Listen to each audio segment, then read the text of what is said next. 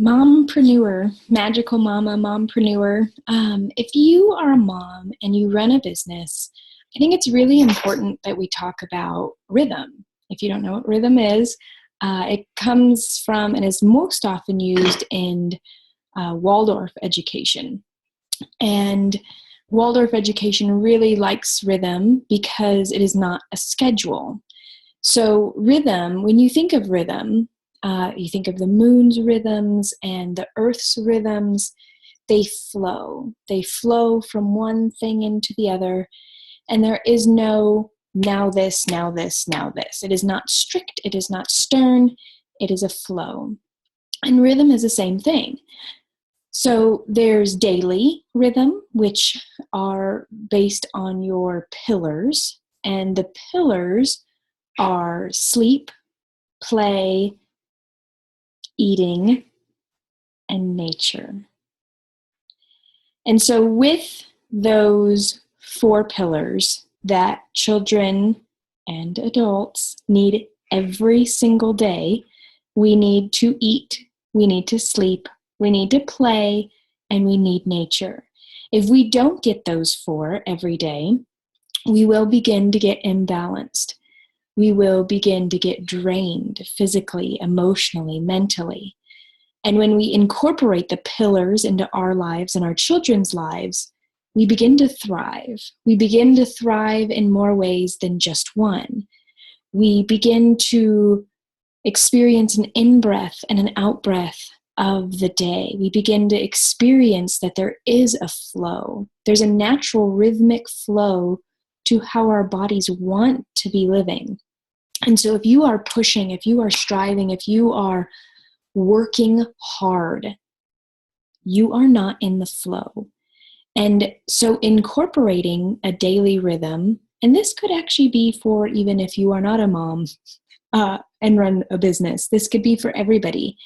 If you realize that you incorporate these pillars into your life begins to flow in a way that you can breathe easier.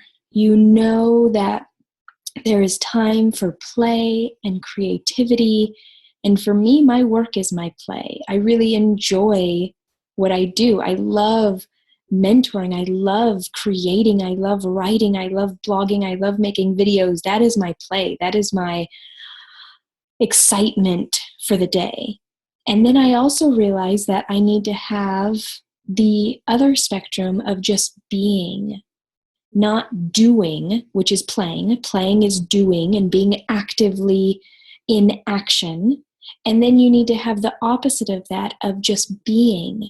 And oftentimes when you walk in nature, it is so much easier to just be in the moment, listening to the birds, watching a butterfly flying through the air.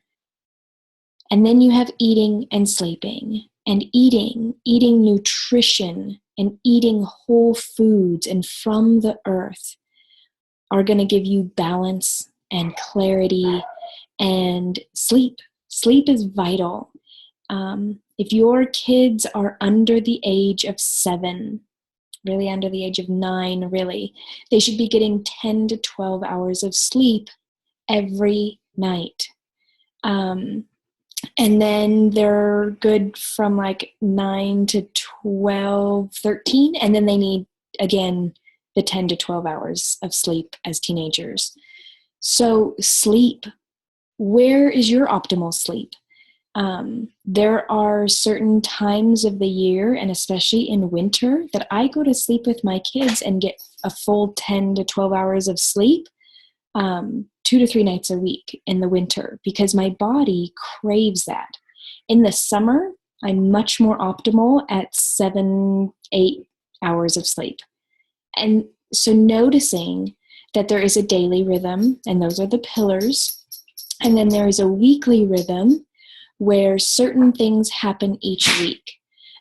Certain days of the week you work, certain days of the week you maybe put out a blog, certain days of the week you eat certain meals. So my meal plan, my activities, and our crafts.